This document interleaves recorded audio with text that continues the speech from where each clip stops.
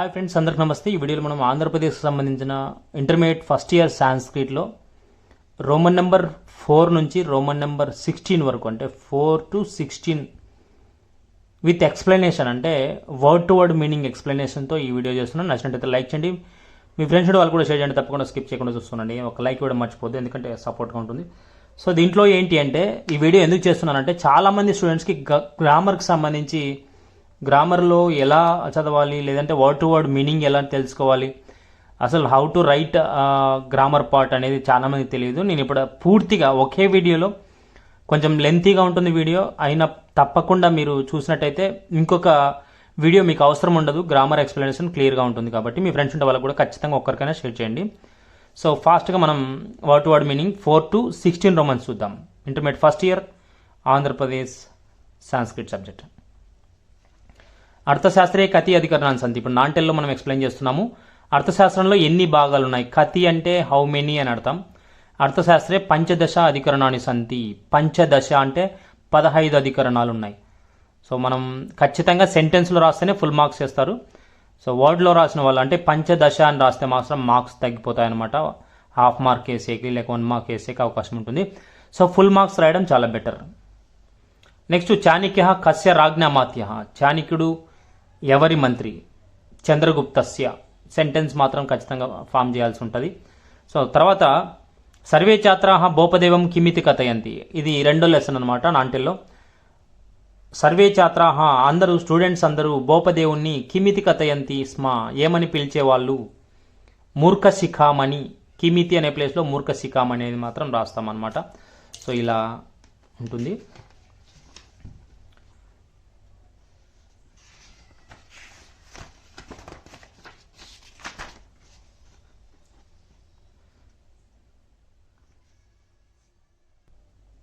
So ఇక్కడ త్యాగస్య మహిమ అనే లెసన్లో చూద్దాం. కృపణః అగ్రే గమనం దృష్ట్వా సర్వే కిం కృతవంతః. కృపణుడు అంటే లోబి ముందుకెళ్లడం చూసి అందరూ ఏమన్నారు? అట్టహాసం, గట్టిగా నవ్వారనమాట. నెక్స్ట్ రెండోది, కృపణః కిమర్థం సమ్మానితవాన్. కృపణుడు ఎందుకు సన్మానించబడ్డాడు? త్యాగస్య కారణేన. మీరైతే సెంటెన్స్లో రాయాల్సి ఉంటుంది. సో ఇక్కడ ఇంకో లెసన్ చూద్దాం. పరీక్ష అనే లెసన్ ఇది. నాగార్జున కహ. నాగార్జునుడు ఎవరు? నాగార్జున కసిత్ రసాయన శాస్త్రజ్ఞ ప్రసిద్ధ చికిత్సక అపి. నాగార్జున అనేవాడు రసాయన శాస్త్రవేత్త, అంటే కెమిస్ట్రీకి సంబంధించినటువంటి లెక్చరర్, అలాగే వైద్యుడు కూడా. ద్వితీయ రాజమార్గ గచ్చన్ కం దృష్టవాన్. రెండోవాడు రాజమార్గంలో వెళ్తూ ఏమి చూశాడు? వృద్ధ రోగినం. సో ఈ విధంగా మనం చెప్పుకోవచ్చు. సో నేనైతే ఈ లెసన్ స్కిప్ చేస్తున్నాను.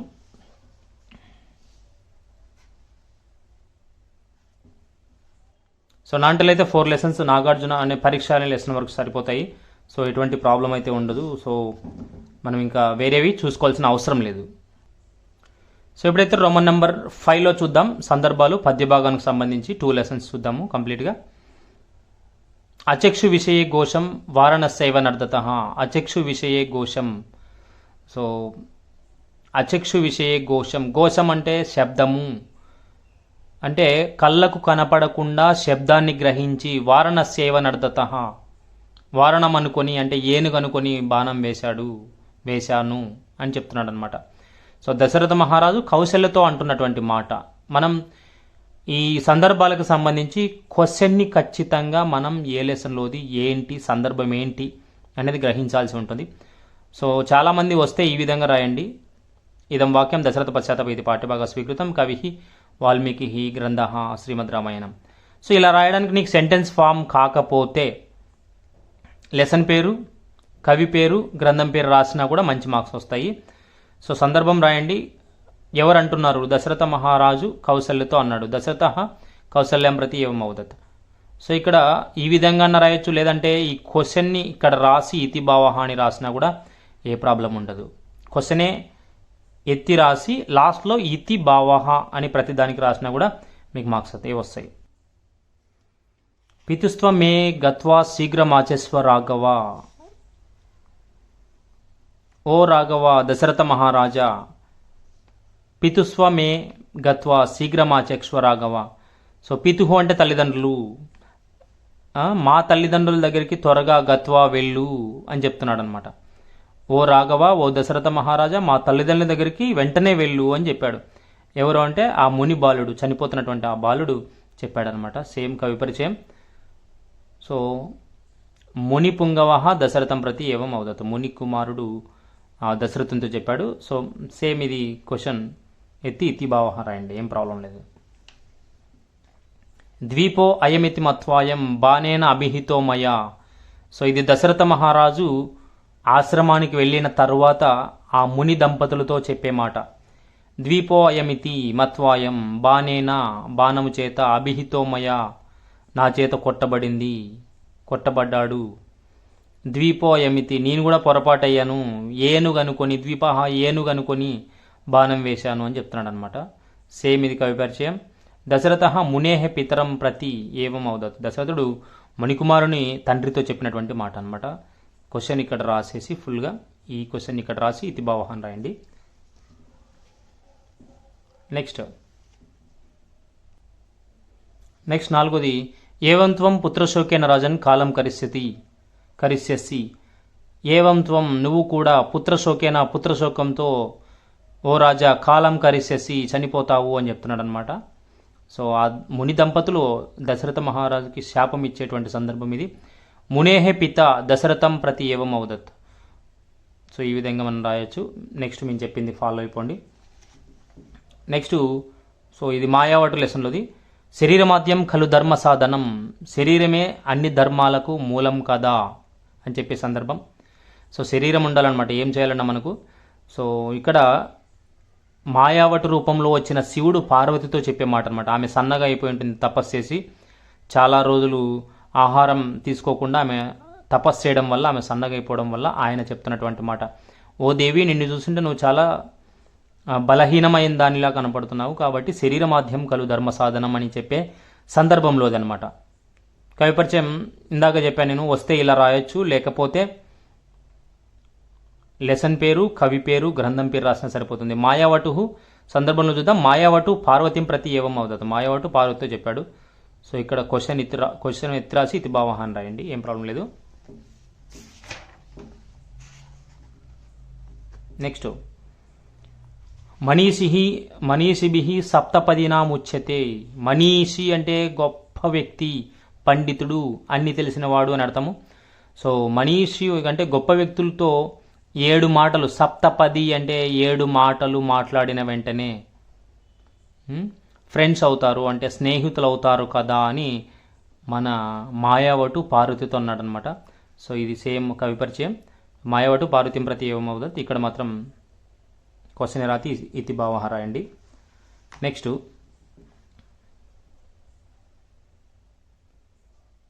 నరత్నం అన్విష్యతి మృగ్యతే హి తత్. రత్నం అన్వేషించదు, అది అన్వేషించబడుతుంది. రత్నం వెతకదు, అది వెతకబడుతుంది అని చెప్తున్నాడు అనమాట. అంటే నువ్వు రత్నం లాంటి దానివి, అంటే పార్వతిని పోలుస్తున్నాడు అనమాట గొప్పగా. నువ్వు రత్నం లాంటి దానివి కదా, సో నిన్ను వెతుక్కుంటే అందరూ రావాలి, కానీ నువ్వు ఇంకొక వరుడు కోసం వెతకాల్సిన అవసరం లేదు అని ఆయన ఇండైరెక్ట్గా చెప్తున్నాడు. సో ఇది కవి పరిచయం సేమ్ అలాగే ఉంటుంది. మీకు వస్తే నేను ఎలా చెప్పానో అలా ఫాలో అయిపోండి. సో మాయావటు పార్వతిం ప్రతి ఏవం అవదతి, అన్ని దానిలో ఒకటేలా వస్తుంది. అలాగే ఇక్కడ క్వశ్చన్ రాసి ఇతి భావ రాయండి. క్లేశాః ఫలేన హి పునర్నవతాం విద్యతే. క్లేశాః అంటే కష్టాలు, ఫలేనా ఫలిస్తే నూతనమైన ఉత్సాహం వస్తుంది కదా అని చెప్పే సందర్భం అనమాట. కవిహి పార్వతిం మనోరథం ఏవం అవదత్. సో ఇదంతా లేకుండా కూడా మనం కవిహి ఏవం అవదత్ అని కూడా రాయొచ్చు, ఏ ప్రాబ్లం లేదు. సో మళ్ళీ ఇదంతా కూడా మీకు తెలుసు. సో ఇక్కడ రోమన్ నెంబర్ 6 చూద్దాము. రోమన్ నెంబర్ 6లో సందర్భాలకు సంబంధించిన, గద్య భాగానికి సంబంధించిన సందర్భాలు ఉంటాయి. సో వాటికి సంబంధించిన క్లియర్ ఎక్స్ప్లెనేషన్ చేద్దాము. ఫస్ట్ లెసన్ ఇది కపింజలోపదేశ అనే లెసన్లోది. ధైర్య ధనాహి సాధవ, ధైర్యమే ధనంగా కలిగిన వాళ్ళు సాధువులు కదా అని ఒక ఫ్రెండ్ ఇంకో ఫ్రెండ్కి చెప్తున్నాడు అనమాట. సో ఆ ఫ్రెండ్ ఎవరో తెలుసు కదా, కపింజలోపదేశ లెసన్ పేరులోనే ఉంది, కపింజలుడు చెప్పే మాటలోని. సో కవి పరిచయం ఇందాక చెప్పాను, వస్తే ఇలా పూర్తిగా రాయండి, రాకపోతే మాత్రం లెసన్ పేరు, కవి పేరు, గ్రంథం పేరు రాస్తే సరిపోతుంది విడివిడిగా. సందర్భం కపింజల పుండరీకం ప్రతి ఏవం వదత్. సో అన్ని మాటలు కూడా కపింజలుడే పుండరీకునికి చెప్తాడు కాబట్టి మొత్తం అన్ని దానిలోకి ఇలాగే వస్తుంది, దీనిలో ఏ మార్పు ఉండదు. సో కొత్తనే ఎత్తి రాసి ఇతి భావ రాసిన సరిపోతుంది. లేదంటే మీకు ఇలా వస్తే కంప్లీట్గా ఇలాగే రాయండి. నేను పూర్తిగా క్వశ్చనే ఎత్తి రాయండి అని మాత్రం చెప్పను.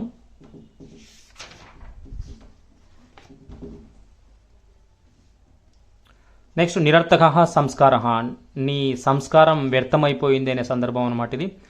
సో కవిపరిచయం సేమ్, ఇది కూడా కపింజలుడు పుండరీకునితో చెప్పే మాట. సో ఇది ఎలా రాయాలో నీకు చెప్పాను, అదే ఫాలో అయిపోండి.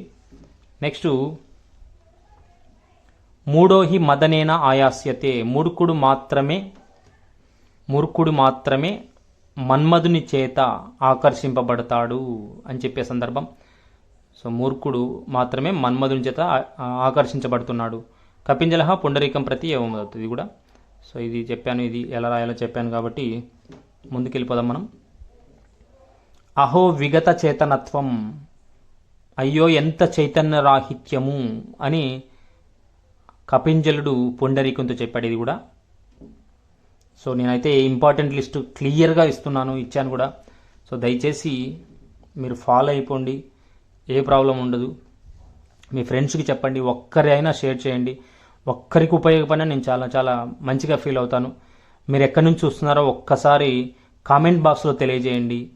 మీ అమూల్యమైన సలహాలు కావచ్చు, ఇంకా ఏదైనా మీకు డౌట్స్ ఉన్నా, మీరు ఎక్కడో చదువుతూ ఏదైనా కాలేజ్ మారాలన్నా ఇంకోటి ఎనీ డౌట్ అనమాట, మీరు కామెంట్ బాక్స్లో చెప్తూ ఉండండి. వీలైనప్పుడు నేను ఖచ్చితంగా రిప్లై ఇస్తుంటాను. సో రెండో లెసన్ భోజ సౌదార్యం అనమాట.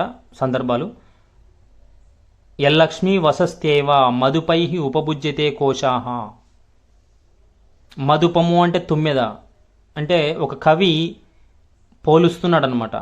ఓ రాజా, కవులనే తుమ్మెదలు నీ దగ్గరికి వచ్చి మకరందాన్ని తీసుకొని వెళ్తున్నాయి అని చెప్తున్నాడు. కోశము అంటే ధనాన్ని తీసుకుపోతున్నాయని ఇండైరెక్ట్గా చెప్తున్నాడు అనమాట. ఓ రాజా, కవులంతా వచ్చి నీ దగ్గర ధనాన్ని తీసుకొని వెళ్ళిపోతున్నారు అని క్లియర్గా చెప్తున్నాడు అనమాట. సేమ్ ఇది. సో కళింగ కవి భోజరాజం. సో కళింగ కవి రాజానాం ప్రతి ఏమో అవుతుంది, రాజానాం రాయొచ్చు, భోజరాజం ప్రతి అని రాయొచ్చు, ఎట్లన్నా రాసుకోవచ్చు అనమాట. సో ఇది ఇక్కడ ఇదే క్వశ్చన్ రాసి ఇతి భావ అని రాయండి, ఏ ప్రాబ్లం ఉండదు. నెక్స్ట్ కుంభాకారోపి యో విద్వాన్ సతిష్టతు పురేమమ.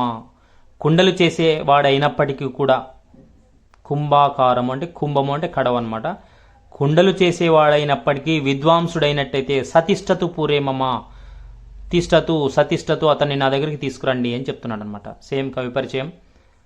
తర్వాత రాజా ముఖ్య అమాత్యం ప్రతి ఏమోదత్తు. భోజరాజు అనేటువంటి వ్యక్తి తన పక్కన ఉండేటువంటి ముఖ్య అమాత్యునితో చెప్పినటువంటి మాట అనమాట. సో భావం గురించి నేను ప్రత్యేకంగా చెప్పాల్సిన అవసరం లేదు, మీరు ఫాలో అయిపోతుండండి. నెక్స్ట్ అప్రియస్య ప్రత్తస్య వక్తా శ్రోతాచ దుర్లభ. సో అప్రియమైనటువంటి మాటలు చెప్పేవాడు వినేవాడు దొరకడు అని. అప్రియమైన మాటలు అంటే కొంచెం తిడుతూ మాట్లాడడం, మన మేలు కొరకు మన మేలు కోరి తిట్టే వాళ్ళ గురించి మనం తిడుతూ ఉంటారో వాళ్ళని అప్రియమైన మాటలు అంటారు, వాళ్ళు తిట్టే మాటల్ని. సో కవిపరిచయం సేమ్ ఉంటుంది. భోజః విప్రం ప్రతి ఏవం ఔదత్. భోజుడు ఆ భోజరాజుని చూసి కళ్ళు మూసుకొని, అంటే కళ్ళకి చేతులు అడ్డు పెట్టుకొని వస్తున్నటువంటి విప్రుడు అంటే బ్రాహ్మణ్ణి చూసి ఈ విధంగా అన్నాడు. సో క్వశ్చన్ ఆన్సర్ ఇలాగే వస్తే ఇలాగే రాసేయండి, రాదు అనుకున్నప్పుడు ఈ క్వశ్చన్ని ఇక్కడ రాసేసి ఇతిభావ రాయండి. అన్ని దానిలోకి ఇదే వర్తిస్తుంది. నెక్స్ట్ ఈశ్వరేచ దరిద్రేచ మృత్యో సర్వత్ర తుల్యత. ఈశ్వరుడికైనా దరిద్రుడికైనా మృత్యువు సమానమే కదా అని చెప్పారనమాట.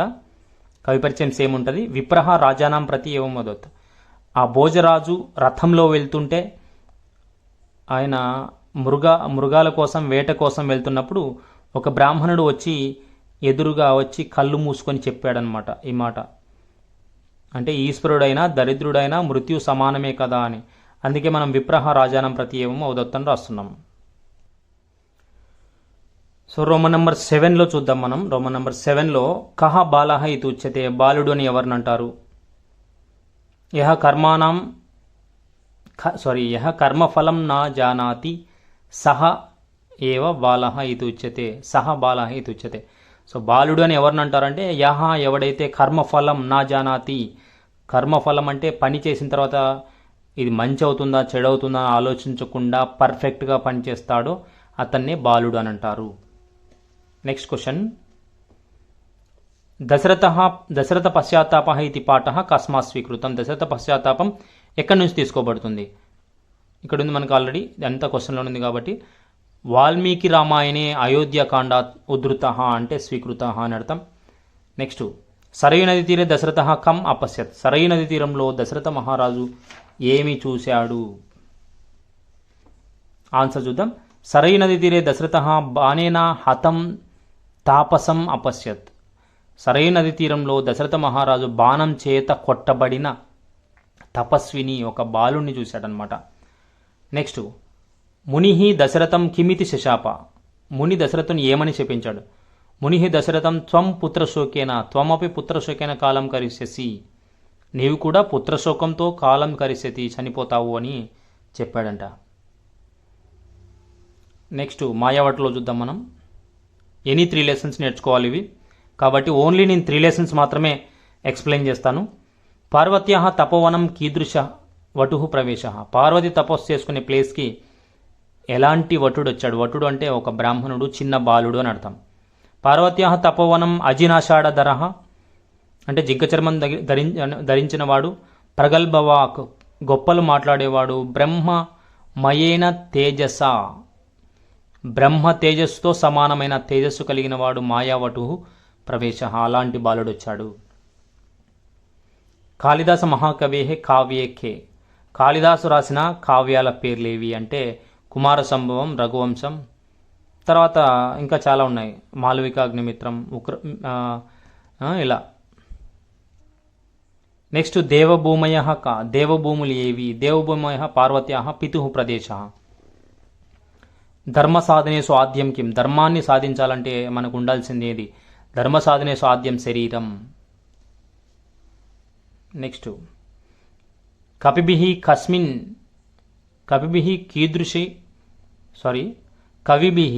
కీదృశి అలంకార శోభ అనీత. సో కవిభిః కీదృశి అనేది వద్దండి, ఇది వద్దు, నేను వేరే లెసన్ చూస్తున్నాను. వెయిట్ సమ్ టైం, ఒక్క నిమిషం. ఇది చూద్దాం మనం నీతి శ్లోకాల్లో. ఏకః కిం నా కుర్యాత్, ఒకడే ఏం చేయకూడదు. ఏకః స్వాదు న భుంజిత అనే పోయం మొత్తం 2 లైన్లు వరుసగా రాసేయండి, సరిపోతుంది. నెక్స్ట్, చంచలాహ మకారాహ కతి తేచకే. చంచలమైన మకారములు ఏవి? అవి ఏవి? ఎన్ని? అవి ఏవి? చంచలమైన మకారాలు 10. చంచల మకారాహ 10 అంటే 10. మనః మధుకరః మేఘః మానిని మదనః మరుత్ మా మదః మర్కటః మత్స్యః. సో ఈ విధమైన 10 ఉన్నాయి. ఇవన్నీ 10 కూడా క్లియర్గా రాయాలన్నమాట. నెక్స్ట్, కిం అశ్వమేధ సమం విదుః. అశ్వమేధంతో సమానమైంది ఏది అంటే దరిద్రాయ కృతం దానం అనే పోయం 2 లైన్లు వరుసగా రాసేయండి, సరిపోతుంది. నెక్స్ట్, సుకృతే దుష్కృతే చ సమభాగినః కే. మంచి పనిలో కానీ చెడ్డ పనిలో కానీ సమభాగులు ఎవరు? కర్త అంటే చేసేవాడు, కారయిత అంటే చేపించేవాడు, ప్రేరక అంటే ప్రేరేపించేవాడు, అనుమోదక అంటే వీళ్ళందరికీ అనుమతిచ్చేవాడు. చ సుకృతే దుష్కృతే చ సమభాగిన. వీటి నుంచి మొత్తం అంతా కూడా రాసేయచ్చు. సో ఇవి 3 లెసన్లు అనమాట. సో ఇక్కడ రోమన్ నెంబర్ 8 చూస్తున్నాం మనం. రోమన్ నెంబర్ 8లో లఘు ప్రశ్నలు ఉంటాయి, గద్య భాగానికి సంబంధించినవి. కపింజల కస్మిన్ సందర్భే పుండరీకం ప్రతి ఉపదేశవచనాన్ని అవదత్. కపింజలుడు ఏ సందర్భంలో పుండరీకుని ఉపదేశం చేశాడు? కపింజల మహాశ్వేత నిహిత చిత్తం. మహాశ్వేత దగ్గర అతని మనసు ఉండిపోయింది కాబట్టి మహాశ్వేత చేత ఆకర్షింపబడిన మనస్సు కలిగిన వాడయ్యాడు కాబట్టి పుండరీకం ప్రతి ఉపదేశవచనాన్ని అవదత్. అందుకే పుండరీకునికి ఉపదేశవచనాలు చేశారు. పుండరీక కిమర్థం విచారగ్రస్త బభూవ. పుండరీకుడు ఎందుకు విచారగ్రస్తుడయ్యాడు? పుండరీక మహాశ్వేత విషయే విచారగ్రస్త బభూవ. అందుకే మహాశ్వేత విరహంతో విషయంలో ఆయన ఆ విధంగా ఉండిపోయాడు. పుండరీక కయా ఆకృష్ట హృదయ ఆసీత్. పుండరీకుడు ఎందుకు హృదయాన్ని ఆకర్షించిన వాడయ్యాడు? ఎవరు ఆకర్షితులయ్యారు? ఎవరి కోసం ఆకర్షితులయ్యారు? పుండరీక మహాశ్వేతయ ఆకృష్ట హృదయ ఆసీత్. పుండరీకుడు మహాశ్వేతని ఆకర్షిస్తూ ఆయన ప్రేమలో పడ్డాడనమాట. కపింజలోపదేశ కస్మాత్ గ్రంథాత్ స్వీకృతం. కపింజలోపదేశం ఎక్కడి నుంచి తీసుకోబడింది? కాదంబరి గ్రంథాత్. నెక్స్ట్ రెండోది, ఇది భోజ సౌందర్యం. పరలోకం అలంకృతవంత క్షితిపతయ కే. పరలోకంని అలంకరించిన వాళ్ళు ఎవరంటే చనిపోయి కూడా ఇంకా జీవిస్తున్నటువంటి వాళ్ళు, వాళ్ళ ధర్మంతో జీవిస్తున్నటువంటి వాళ్ళ గురించి చెప్దాం అని క్వశ్చన్. పరలోకం అలంకృతవంత క్షితిపతయ కర్ణ దదీచి శిబి చక్రవర్తి విక్రమ ప్రముఖా. కర్ణుడు, దదీచి మహర్షి, శిబి చక్రవర్తి, విక్రమాదిత్యులు ఇలాంటి గొప్ప వాళ్ళందరూ కూడా ఇప్పటికీ జీవించున్నారు. పులిందపుత్ర గాత్రాణం సూత్వ భోజ కియత్ ధనం దత్తవాన్. పులిందపుత్రుడు అంటే బోయ బాలుడు, అంటే అడవిలో ఉండే బాలుణ్ణి. గానం శృత్వ, పులిందపుత్ర గాత్రం గానం శృత్వ, ఆ పాట విని, అడవిలో ఆ బాలుడు పాట పాడుతుంటే భోజ కియత్ ధనం దత్తవాన్. బోయుడు ఎంత ధనం ఇచ్చాడు? పులిందపుత్రానం గాత్రం శృత్వ భోజ 5 లక్షం దత్తవాన్. సెంటెన్స్లో రాయాలి కాబట్టి మొత్తం చదువుతున్నాను నేను, లేకుంటే ఇలా చదవచ్చు అనమాట. విద్వత్ ప్రియ భోజ కిమితి ప్రతామగాత్. విద్వత్ ప్రియుడైనటువంటి అతన్ని అందరూ ఏమని పిలిచేవాళ్ళు? దాన విత్తేశ్వర అంటే దాన కుబేరుడు అని పిలిచేవాళ్ళంట.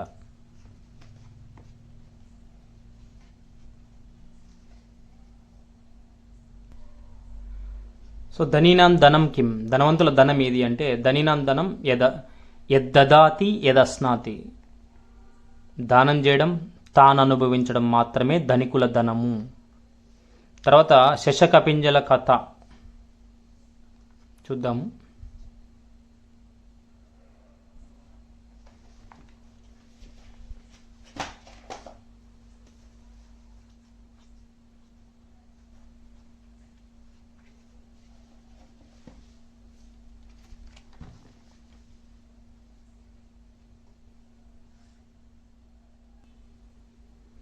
సో పంచతంత్రే కతి భాగా సంతి తేచకే అంటే పంచతంత్రంలో ఎన్ని భాగాలు ఉన్నాయి అవి ఏవి? పంచతంత్రే పంచభాగా సంతి 5 భాగాలు ఉన్నాయి. అవి ఏంటంటే మిత్రభేద, మిత్ర ప్రాప్తి, కాకోలుకీయ, లబ్ధ ప్రణాశ, అపరీక్షిత కారకాని. సో ఎగ్జామ్లో ఇలా వరుసగా రాసేదానికంటే 1 by 1 5 ఇలా రాయడం చాలా బెటర్ అనమాట. నెక్స్ట్ తీక్ష్ణ దంష్టస్య ధర్మోపదేశం శృత్వా శశక కిం అవదత్. తీక్ష్ణ దంష్టుడి యొక్క ధర్మోపదేశం విని కుందేలు ఏం చేసింది? ఈ విధంగా నిందనమాట. బో బో కపింజల ఏష నదీ తీరే తపస్వి ధర్మవాది తిష్టతి. ఓ కపింజలుడా. కపింజల అంటే పిచ్చుక అని అర్థం అనమాట. ఏష నదీ తీరే, ఈ నదీ తీరంలో తపస్వి ధర్మవాది అయిన వాడు నివసిస్తున్నాడు. తదేనం పృచ్ఛావహ, అతన్ని అడుగుదాము అని చెప్పిందంట. నెక్స్ట్ సమీప ఆగతాన్ శశకపింజలాన్ తీక్ష్ణదంశ కిం అకరోత్. సమీపానికి వచ్చినటువంటి శశకపింజలుని తీక్ష్ణదంశుడు అనేటువంటి అడవి పిల్లి ఏం చేసింది? సో అక్కడంతా తెలుసు మీకు. అనుపదమేవ హత్వా భక్షిత, వెంటనే వాటిని చంపి తినేసింది. కయోహ మధ్య వివాద వర్తతే, ఎవరి మధ్య వివాదం ఏర్పడింది? శశకపింజలయోహ మధ్య వివాద వర్తతే. సో ఇవి 2 మార్క్స్ సంబంధించిన గద్య భాగానికి సంబంధించి 2 మార్క్స్ క్వశ్చన్స్. ఇవి సెంటెన్స్లోనే రాయాలి. సో ఇక్కడ రోమన్ నెంబర్ 9లో లెటర్ రైటింగ్ ఉంటుంది కాబట్టి లెటర్ రైటింగ్ ఎలా ఇస్తారు అంటే లెటర్స్ 4 ఉన్నాయి కదా మనకి. లెటర్ 1, 2లో ఒకటి పబ్లిక్ వస్తుంది, 3, 4లో ఒకటి పబ్లిక్ వస్తుంది. కాబట్టి మనం చేయాల్సిన మంచి పని ఏంటి అంటే 1, 2 పూర్తిగా నేర్చుకో, లేదా 3, 4 పూర్తిగా నేర్చుకో. ఏవో ఒక సైడ్ అయితే ఉండు. సో నేను ఇప్పుడు 3, 4 ఎక్స్ప్లెయిన్ చేస్తున్నాను, ఒకసారి చూద్దాం. జ్వరార్థస్య విరామ గ్రహణాయ అభ్యర్థన పత్రం. జ్వరం వచ్చినప్పుడు విరామం కోసం రాసే లెటర్. రాజమహేంద్రవరం దినాంక అంటే డేట్ వేస్తాం మనం. సో ఇక్కడ డేట్ సాంస్క్రిట్ వర్డ్స్లో వస్తే సాంస్క్రిట్ వర్డ్స్లో ఏంటి, లేకపోతే మనం నార్మల్గా వేసిన ప్రాబ్లం లేదు. సవిదే అంటే వినయంగా. ప్రధాన అధ్యాపక, ప్రధాన అధ్యాపకులకి, లేదా ప్రిన్సిపాల్ అని కూడా రాయొచ్చు. ప్రాంశుపాలహ అని ఉంది. సో ఏదో విధంగా రాసేయచ్చు, ఏం ప్రాబ్లం లేదు. ప్రభుత్వ ఉచ్చ మాధ్యమిక కళాశాల అని ఉంది. ఇలా రాకపోతే ప్రభుత్వ జూనియర్ కళాశాల అని కూడా రాయొచ్చు. రాజమహేంద్రవరం. మాన్యాహ అంటే పెద్దలు, గౌరవనీయులు అని అర్థం. విషయం ఏంటి ఈ లెటర్లో అంటే విరామస్య కృతే అభ్యర్థనం, విరామం కోసం రాసే లెటర్. అహం అస్మిన్ కళాశాలాయం ప్రథమ సంవత్సరం పఠామి. అహం అంటే నేను, అస్మిన్ కళాశాలాయం ఈ కళాశాలలో ప్రథమ సంవత్సరం చదువుతున్నాను. మమ స్వస్థ్యం సమ్యక్ నాస్తి. మమ నా యొక్క స్వస్థ్యం అంటే ఆరోగ్యము, సమ్యక్ నాస్తి బాగా లేదు. అహం జ్వరేన పీడితో భవామి, నేను జ్వరం చేత పీడింపబడుతున్నాను. అతః విశ్రాంతిని స్వీకర్తుం మహ్యం దినత్రయం. అతః అందువలన విశ్రాంతి స్వీకరించడానికి మహ్యం దినత్రయం నాకు 3 రోజులు, ఇక్కడ డేట్ వేస్తాం ఏ డేట్ నుంచి ఏ డేట్ వరకు కావాలని. పర్యంతం అంతవరకు విరామం యచ్చంతు విరామం ఇవ్వండి. ఇతి అని సాదర ప్రణామపూర్వకం విజ్ఞాపయామి, సాదరంగా మిమ్మల్ని నమస్కరిస్తూ వేడుకుంటున్నాను. మమ అనుపస్థితి సమయే, నేను అనుపస్థితి సమయే క్లాసులో లేనప్పుడు పాఠ్యమానాన్ జరిగిన పాఠాలు, పాఠ్యమానాన్ పాఠాన్ పఠించినటువంటి పాఠాలు, జరిగినటువంటి పాఠాలు, మిత్ర సకాశాత్ జ్ఞాత్వా మిత్రుల చేత జ్ఞాత్వా తెలుసుకొని అహం పఠిష్యామి నేను చదువుకుంటాను.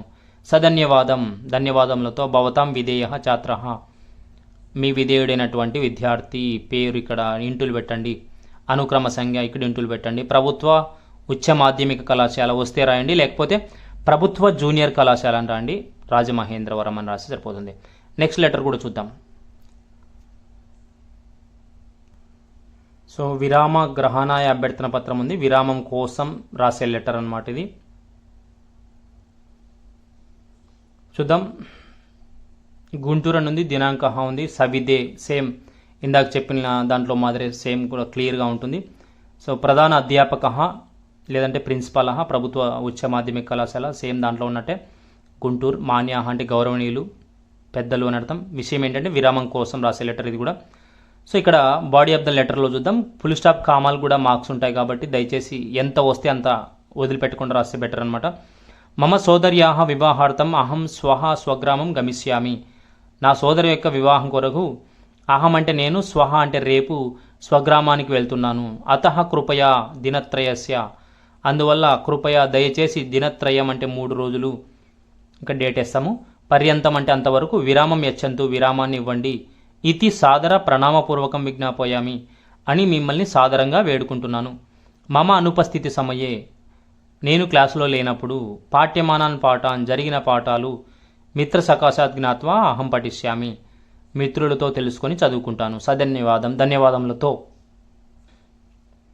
భవతాం విధేయ ఛాత్ర మీ యొక్క విధేయుడైన విద్యార్థి ఇక్కడ ఇంటూ పెట్టండి, మీ పేరు రాయకుండా. ఇక్కడ కూడా ప్రభుత్వ జూనియర్ కళాశాల గుంటూరు. సో ఇది 9th మనకు సంబంధించిన 2 లెటర్స్ అనమాట. ఇంకో 2 లెసన్లు కూడా మీరు ఫస్ట్ అండ్ సెకండ్ పుస్తక ప్రేషణ విషయ పత్రం, పుత్ర పుత్రిక పితరం ప్రతిపత్రం ఆ 2 చదివినా కూడా ఒకటి గ్యారెంటీ వస్తుందన్నమాట. సో రోమన్ నెంబర్ 10 గురించి నేను పెద్దగా చెప్పాల్సిన అవసరం ఏం లేదు. రోమన్ నెంబర్ 10లో శబ్దాలు ఉంటాయి కాబట్టి ఈ శబ్దాలు విభక్తి రూపాలతో కలిపి రాస్తే చాలా మంచిదన్నమాట. దీనికి కూడా మార్క్స్ ఉంటాయి కాబట్టి ఓన్లీ ఇదే రాస్తున్నారు చాలామంది, 50% కొంతమంది రాయక తెలియక. సో విభక్తులతో కలిపి రాస్తేనే మనకి ఎక్కువ మార్కులు ఉంటాయన్నమాట.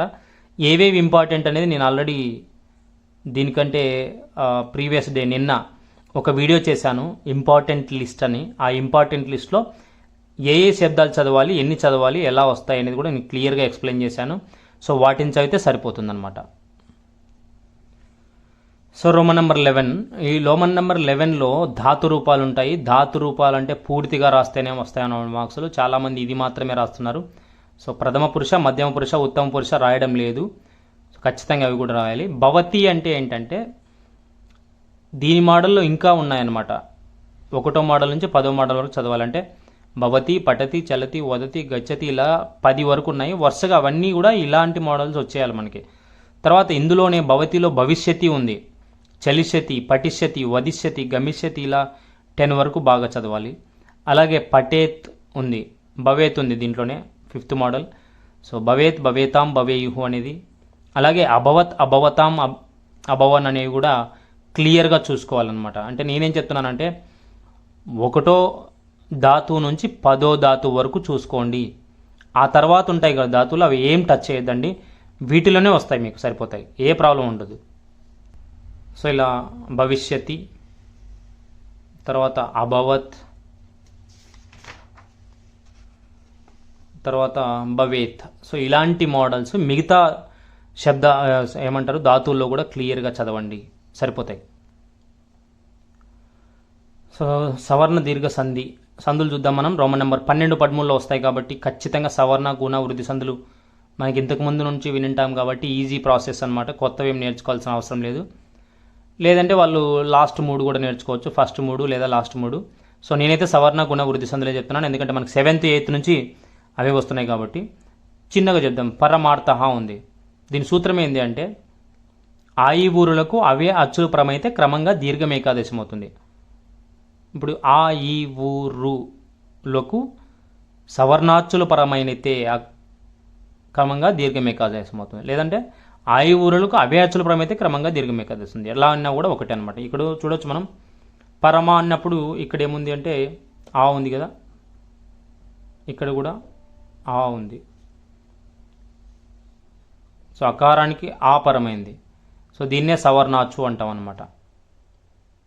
ఈ ఆ క్యాన్సిల్ అయిపోయి ఈ మాకు దీర్ఘం వస్తుంది, అందుకే పరమార్థ అయింది.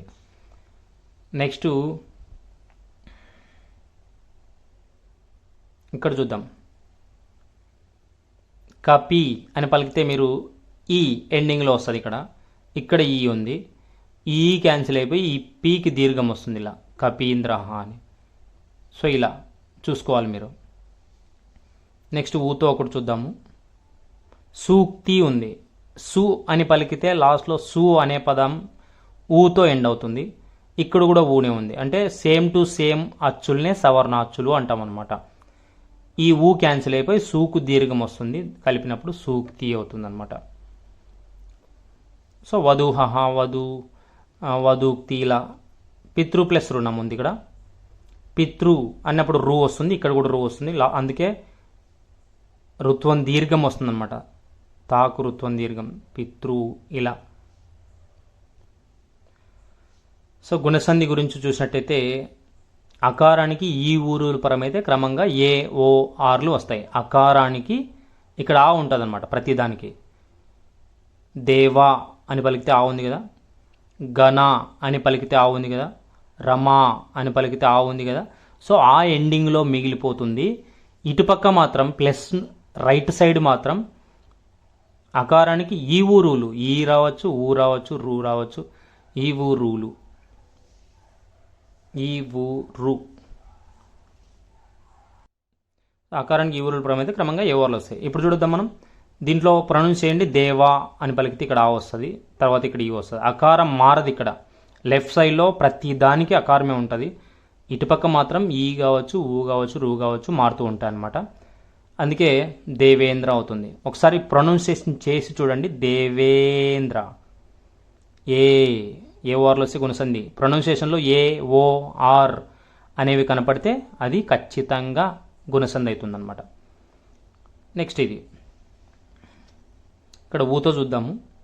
హితా ప్లస్ ఉపదేశం. హితా అని పలికినప్పుడు ఆ ఎండింగ్లో ఉంది, తర్వాత ఊ వచ్చింది, ఉపదేశ అవుతుంది కదా. సో ఈ ఊ క్యాన్సిల్ అయిపోయి ఓగా మారుతుంది, హితోపదేశ అని. సో ఇలా వస్తూ ఉంటుంది అన్నమాట.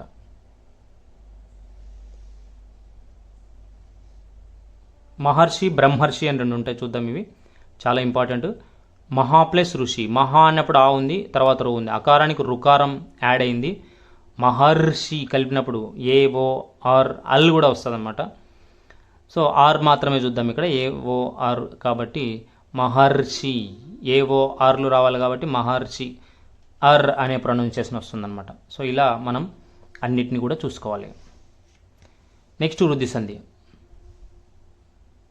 దీని సూత్రాలు వచ్చేసి అకారానికి ఏ కానీ ఐ కానీ వచ్చినట్టయితే ప్లస్ తర్వాత ఐ వస్తుంది కలిపినప్పుడు. తర్వాత అకారానికి ఓ కానీ అవు కానీ వచ్చినట్టయితే ఔకారం వస్తుంది. సో ఇది సూత్రం. అకారానికి ఏ ఐలు పరమైతే అంటే ప్లస్ తర్వాత వస్తే ఐ రావాలి కలిపినప్పుడు. అకారానికి ఓ కానీ ఔ కానీ ఏదైనా ఒక అక్షరం వస్తే ప్లస్ తర్వాత ఔ అనేది కలిపినప్పుడు రావాలి. ఇది సూత్రం అనమాట. ఏక అన్నప్పుడు ఆ ఉంది, ఇక్కడ ఏ ఉంది. అకారానికి ఏ పరమైంది కాబట్టి ఐ రావాలి ప్రొనౌన్సియేషన్లో. ఏ కైకహ వచ్చిందా లేదా? వచ్చింది కదా.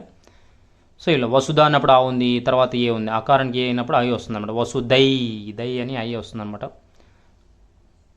ఇది చూద్దాం మనం. పరమా ప్లస్ ఓషధిహి. పరమా అన్నప్పుడు ఆ ఉంది, ఓ అన్నప్పుడు ఓ ఉంది. ఇక్కడ చూడు ఆకి ఓ వచ్చింది కాబట్టి కలిపినప్పుడు పరమౌషధిహి మౌ అని ఔ అనేది వస్తుంది ప్రొనౌన్సియేషన్లో. నెక్స్ట్ ఇది చూద్దాం. దివ్య ప్లస్ ఔషధం. దివ్య అన్నప్పుడు ఆ ఉంటుంది, ఔషధం అన్నప్పుడు ఔ ఉంది. ఇక్కడ ఆకి ఔ పరమైనా కూడా మళ్ళీ కలిపినప్పుడు ప్రొనౌన్సియేషన్ ఏం రావాలి? ఔవే రావాలి. అందుకే దివ్యౌషధం అని వస్తుంది అనమాట. సో ఇది దీనికి సంబంధించినటువంటి విషయం. ఈ మూడైతే సరిపోతాయి. రోమన్ నెంబర్ 14లో చెప్పాల్సిన అవసరం లేదు, అనువాదాలు ఉంటాయి. అనువాదాలకు సంబంధించి ఇలాంటివి వస్తాయన్నమాట. సహదేవం నమతి, తే పరీక్షాం లిఖంతి ఇలా ఉంటాయి కాబట్టి త్వం జలం పిబసి. సో దీంట్లో ఏం చెప్తున్నాను కంప్లీట్గా అంటే ఏదైనా ఒకటి పదాన్ని గుర్తుపెట్టుకోండి. అంటే పరీక్ష అంటే పరీక్షలు రాయడానికి, జలం అంటే నీరు తాగడానికి, శీఘ్రం అంటే వెంటనే, లేదా ధావత అంటే పరిగెత్తు అని అర్థం, గ్రామం అంటే గ్రామము, గచ్చామి అంటే ఇలా.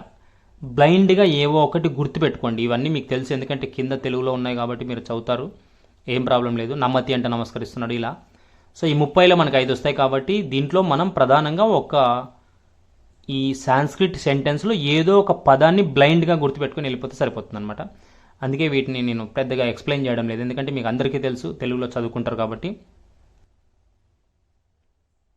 So Roman number 15 one word answers పద్య భాగం చూద్దాము. చాలా ఇంపార్టెంట్ టాపిక్.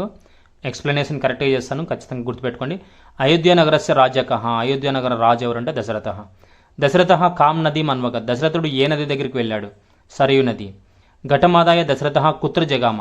ఘటం అంటే కుండని తీసుకొని దశరథుడు ఎక్కడికి వెళ్ళాడు? ఆశ్రమం. దశరథ కిమ్ మత్వా బాణం ప్రయోజ. దశరథుడు ఏమనుకొని బాణం వేశాడు? గజం ఇతి మత్వా. గజం అని రాసిన చాలు అనమాట. నెక్స్ట్ పార్వత్యా తపోవనం కహ ప్రవేశ. పార్వతి యొక్క తపస్సు చేసుకునే ప్రదేశానికి ఎవరు వచ్చారు? మాయావటు. మాయావటు కహ శివ. పినాకపాణిం కా పతిం ఆప్నుమిచ్చతి. పినాకపాణి అంటే పినాకము అంటే త్రిశూలం, పాణి అంటే చెయ్యి. త్రిశూలాన్ని ధరించిన వాడిని ఎవరు పతిగా కోరుకుంటున్నారు అంటే పార్వతి. మాయావటి ఇది పాఠ్యభాగ కస్మాత్ స్వీకృతం. మాయావటు అనేది ఎక్కడి నుంచి తీసుకోబడుతుంది? కుమార సంభవం. నెక్స్ట్ సుభాషిత త్రిశతి కావ్యం కేన విరచితం. సుభాషిత త్రిశతి అనే కావ్యం ఎవరు రాశారు? భర్తృహరి రాశాడనమాట. మహతాం చిత్తం సంపస్సు కథం భవేత్. మహతాం చిత్తం అంటే గొప్ప వాళ్ళ యొక్క మనస్సు సంపదలు వచ్చినప్పుడు ఎలా ఉంటుంది? ఉత్పల కోమలం. డబ్బులు ఎక్కువ వచ్చినప్పుడు, లక్ష్మీదేవత మన దగ్గరికి వచ్చినప్పుడు ఎగిరిగిరి పడకూడదు అనమాట. అందుకే సాఫ్ట్గా ఉండాలి, డబ్బులున్నా లేకున్నా. అదే ఇది. ధనస్య తృతీయ గతి క. ధనం యొక్క 3వ లక్షణం ఏది అంటే నాశ. అంటే డబ్బులు ఉంటే మనం దానం చేయాలి, డబ్బులు మనమన్నా అనుభవించాలి, లేదంటే 3వది అయిపోతుంది, నాశనం అయిపోతుంది అనమాట. విఘ్న భయైన కార్యం కైహి నా ప్రారభ్యతే. విఘ్నం అంటే ఆటంకాలు వస్తాయని ఎవరు పనులు ప్రారంభించరు అంటే నీచులు అనమాట. నీచై. ప్రవాసేసు మిత్రం కిం. ప్రవాసము అంటే ఇతర ప్రదేశాలకు వెళ్ళినప్పుడు మిత్రుడు ఎవరు అంటే విద్య. శ్రేష్టం ధనం కిం. శ్రేష్టమైన ధనం ఏది అంటే విద్యాధనం. నెక్స్ట్ కులపావన కహ. కులపావనుడు ఎవరు అంటే సత్పుత్ర. అంటే కులాన్ని అభివృద్ధి చేసేవాడిని సత్పుత్రుడు లేదంటే మంచి పుత్రుడు అని అంటారు. నెక్స్ట్ ప్రత్యక్షే స్తుత్యాహకే. ప్రత్యక్షంగా మనం స్తుతించాల్సిన వాళ్ళు ఎవరంటే గురువులు. అమరవాణి ప్రశస్తి కేన విరచితం. అమరవాణి ప్రశస్తి ఎవరు రాశారు అంటే శటగోపాచార్య మహోదయన. నెహ్రూ బోధిత సిద్ధాంత కహ. నెహ్రూ బోధించిన సిద్ధాంతాలు ఏవి అంటే పంచశీల సిద్ధాంతం. విబుధవాణి కైహి భవతాపం శమ్యతి. విబుధవాణి అంటే మన సంస్కృతం అనమాట. సో కైహి భవతాపం శమ్యతి అంటే మనుషులకు తాపాన్ని ఎలా పోగొడుతుంది అంటే బ్రహ్మ విద్యా ప్రబోధకై, బ్రహ్మ విద్య ద్వారా.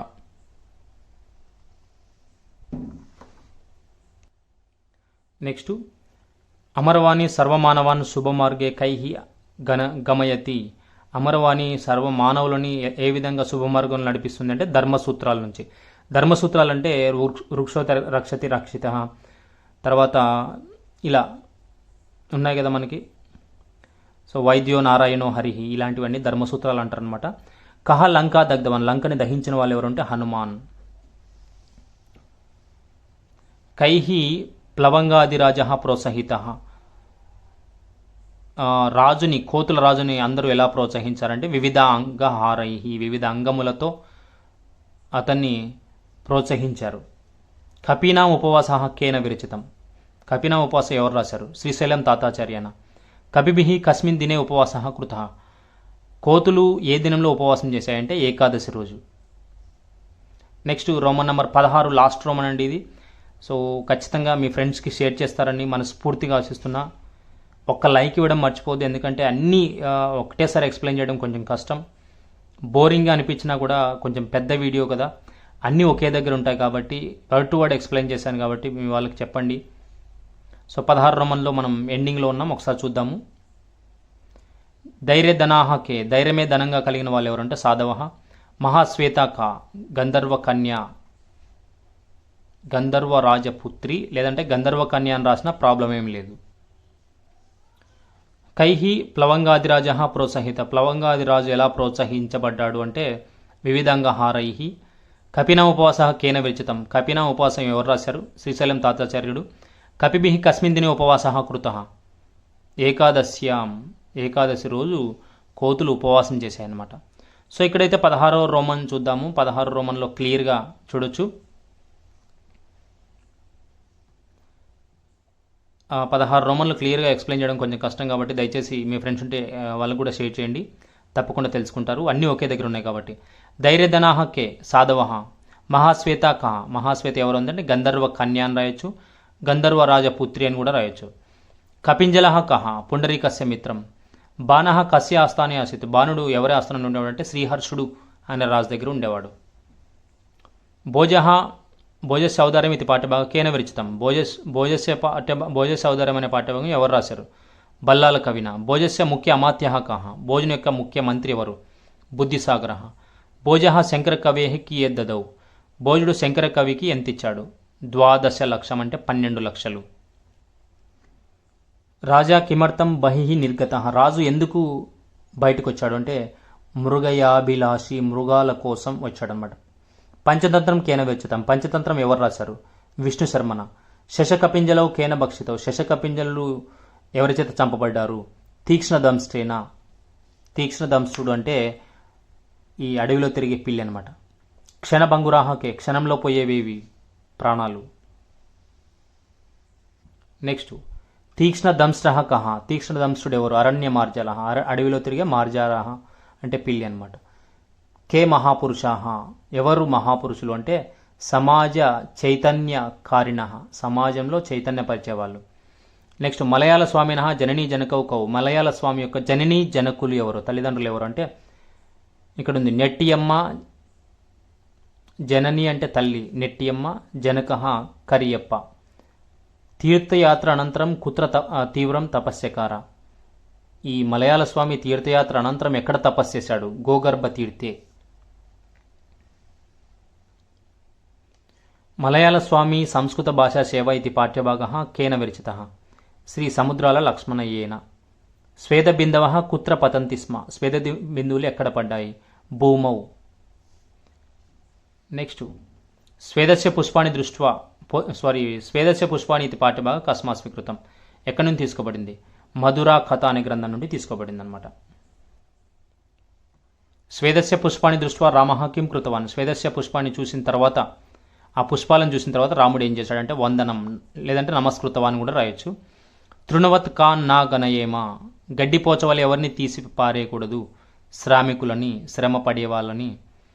మార్గాహ కాభి కలుషిత, మార్గాలు ఎలా కలుషితం అవుతున్నాయి? ధూళిభిః. వాయు కాన్ చాలయతి, వాయువు వేటిని తీసుకెళ్ళగలదు, వేటిని కదిలించగలదు? మేఘాన్, మేఘాలని. హేమంత అనుజః కైహి విశ్వమాశించతి. హేమంతుడు ఏం చేస్తున్నాడు? విశ్వమాశించతి కైహి ఎవరిని, అంటే ఏం చేస్తున్నాడు ఆయన అని. హేమంతుడు యొక్క పని ఏది అంటే తుషారములు అంటే మంచు బిందువులతో భూమిని తడపడం.